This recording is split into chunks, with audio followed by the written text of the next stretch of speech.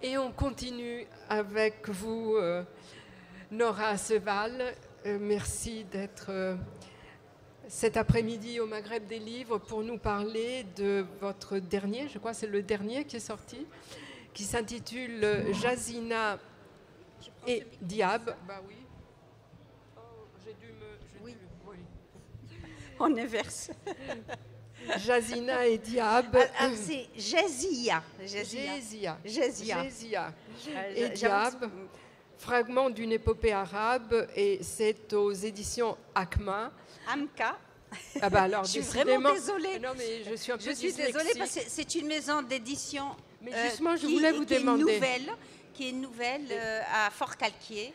C'est une jeune femme qui a créé cette maison d'édition et je lui ai donné mon ouvrage majeur sur lequel j'ai travaillé 22 ans. Solidarité féminine. Oui, eh bien justement, j'allais vous poser une question concernant l'éditeur parce que j'ai cherché Amka. Alors évidemment, si j'ai cherché Akma, je n'ai pas dû trouver, mais Amka, c'est une nouvelle maison d'édition, donc dans la ville du livre, qui est à Fort-Calquier. Et c'est bien qu'elle démarre avec... elle a déjà publié d'autres ouvrages après moi, et j'ai été très heureuse de lui avoir confié ce travail qui a pris 22 ans de ma vie, ma grande passion. Alors, vous êtes né en Algérie, dans les hauts plateaux algériens, à Touznina, c'est ça? Oui, alors on ne connaît pas Touznina, mais c'est le sud-ouest de l'Algérie. C'est dans une ferme, sur les hauts plateaux de Tiaret, porte du désert, c'est porte du Sahara. Et c'est une tribu, au fait. Je suis née dans une tribu d'un père pied noir et d'une mère arabe, nomade, transhumante. Et à l'âge de 23 ans, à peu près, vous êtes venu vivre en France et maintenant vous êtes entre la France et l'Italie. Entre la France et l'Italie, non, ça c'est moi. La France et l'Algérie. Et en Algérie, et pour cause, vous y retournez parce que vous continuez votre travail de collectage des récits, des contes oraux et que vous traduisez en français et que vous publiez. Depuis, justement, vous le disiez, depuis plus de 20 ans. Pour l'un de vos livres, Le Prince Tisserand, vous avez reçu le prix Saint-Exupéry en 2008. Et puis, on peut non seulement vous lire, mais vous entendre aussi dans des spectacles, des contes au théâtre, dans des bibliothèques, des médiathèques, des festivals. Et vous avez participé à des livres collectifs, en particulier sous la direction de Leïla Sebar. De Leïla Sebar, oui. Qui est une amie et qui était ici pour parler de l'un de ces livres collectifs. Alors, on vous appelle la femme aux 1001 contes. Je pense que vous le méritez, sans doute.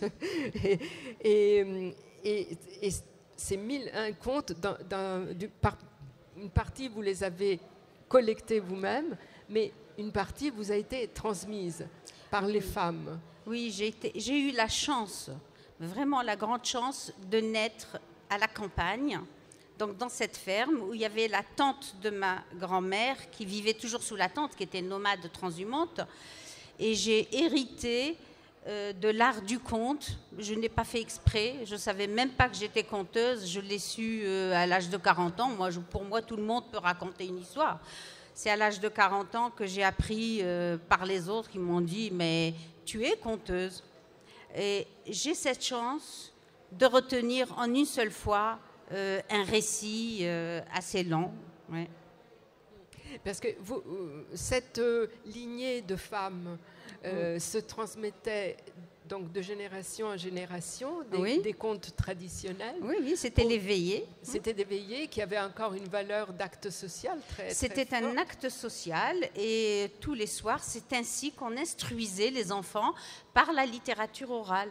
Et j'ai toujours dit que c'est une littérature à part entière et qu'on n'avait pas forcément besoin de l'écrit pour être instruit.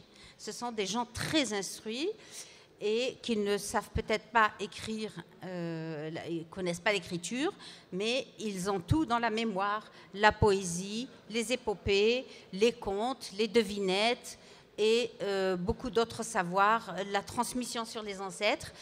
Et c'est ainsi que j'ai pu collecter pendant plus de 20 ans, j'ai pu collecter des fragments de l'épopée hilalienne, qui est une épopée arabe oubliée, dont l'héroïne est Jazia el-Hilaliya, la belle Jazia à la longue chevelure, qui est l'archétype de l'héroïne féminine, c'est-à-dire belle et intelligente. Et cette épopée, donc, je suis très heureuse. En plus, elle vient d'être traduite en arabe littéraire et elle est aussi là à Alger.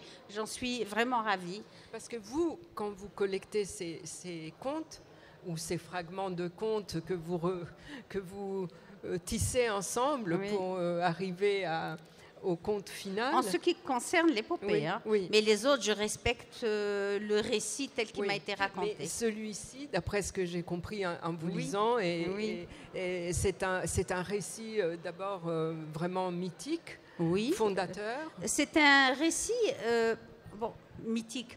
C'est un récit, on va dire, qui vient, vraisemblable, bien sûr, comme toutes les épopées, vous savez. L'épopée, c'est un long poème épique, lyrique, qui rapporte les faits héroïques, enfin, d'un personnage principal, mais tout ça pour valoriser un peuple. Le héros Vieb, dans mon épopée, c'est Vieb et Jazia. Il y en a deux, mais bon, c'est Jazia qui prime.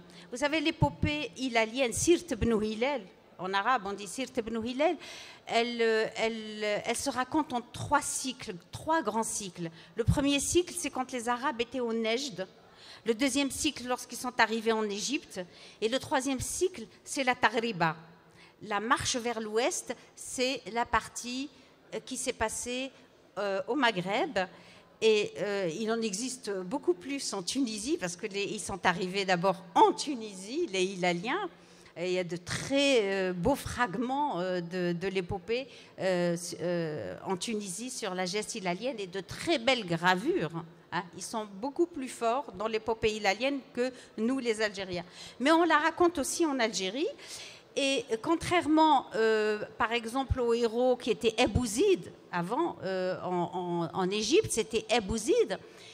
En Algérie, c'est Vieb. Parce que Ebouzid est mort et pour cause, il a perdu au combat et il a été tué par le prince Ziride avec lequel il combattait de manière équitable comme on faisait à l'époque. Hein.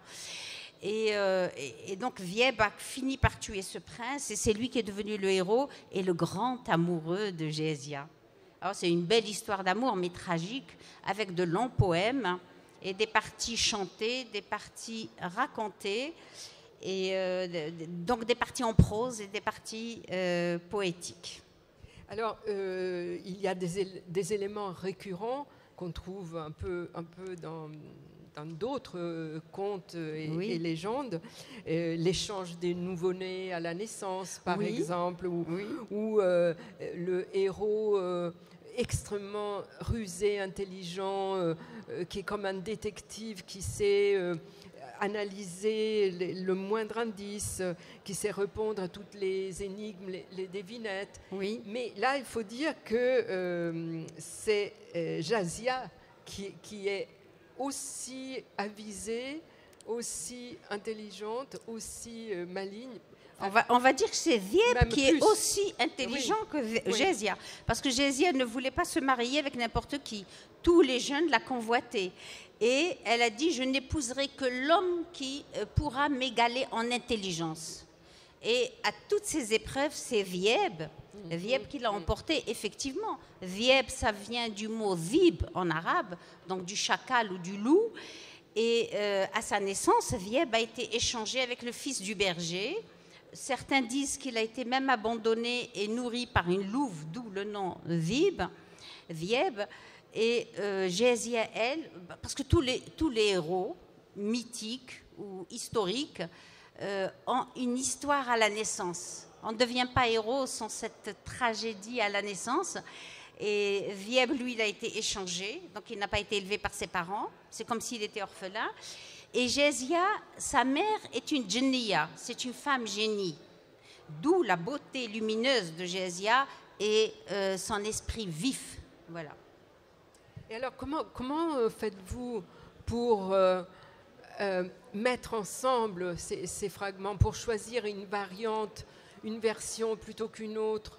Alors, j'ai eu la chance de rencontrer une conteuse que j'ai côtoyée et collectée pendant 18 ans. Elle m'a raconté toute la deuxième partie d'un seul trait. Mais il me manquait une partie, la naissance de Gésia, la naissance de Vieb, qui m'ont été racontées par fragments. À titre d'exemple, des fragments épars. Et j'ai mis 22 ans, il a fallu que je lise un peu l'histoire des Hilaliens, même si l'épopée n'est pas historique, c'est une légende, hein, c'est l'histoire légendée, on va dire.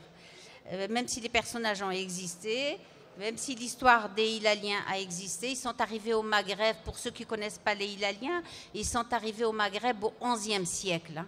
Ils ont déferlé sur le Maghreb, dit-on, envoyés par le calife du Caire, d'Égypte, qui voulait s'en débarrasser d'une pierre deux coups. Il punissait le prince Zirid, le prince tunisien, et il se débarrassait en même temps de ces hordes de nomades belliqueux.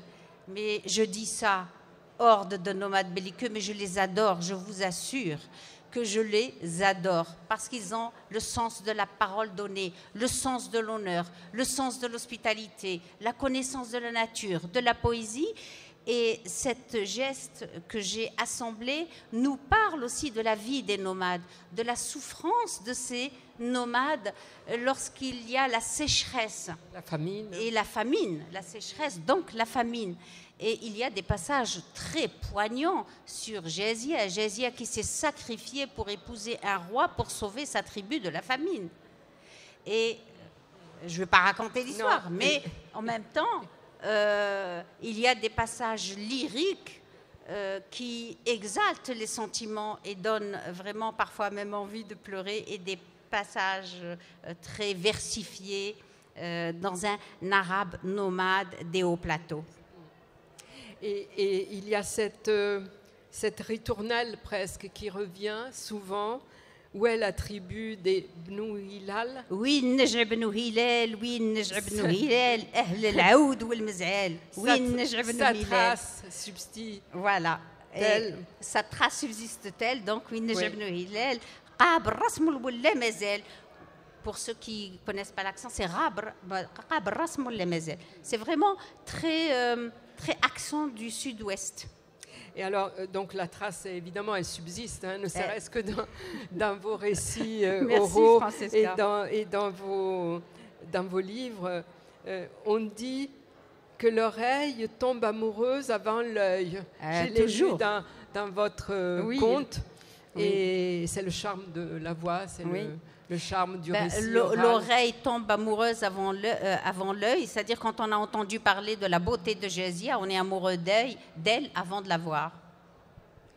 C'est ce qui lui est arrivé. Merci à vous. Merci Nora Hasseval. Donc je vous laisse dire le titre quand même. Gésia et Vieb, fragment d'une épopée arabe. Aux éditions Amka. Je serai à 16h en dédicace pour ceux qui veulent découvrir Gésia et Vieb. Merci beaucoup. Merci et merci de m'avoir écouté. Merci.